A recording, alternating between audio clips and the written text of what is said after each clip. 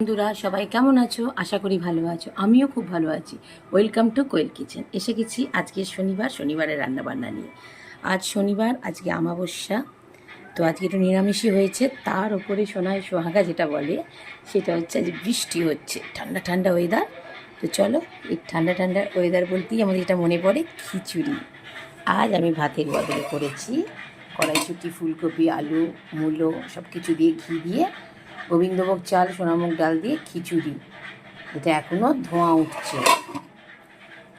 এটা আছে সাবুর পাঁপড় ভাজা। এইটা আছে খিচুড়ি স্পেশাল, যেটা হয় খিচুড়ি দিয়ে যেটা লাগে, সেটা হচ্ছে বরবটি, আলু, কাঁচা লঙ্কা দিয়ে ভাজা, একটু চিনেবাদাম ভাজা, বড় বড় বেগুন ভাজা। এটা আছে কড়াইশুঁটি দিয়ে, বাঁধাকপি দিয়ে, আলু দিয়ে, ধনেপাতা দিয়ে একটা শুকনো শুকনো তরকারি, খিচুড়ির সাথে জাস্ট জমে যাবে।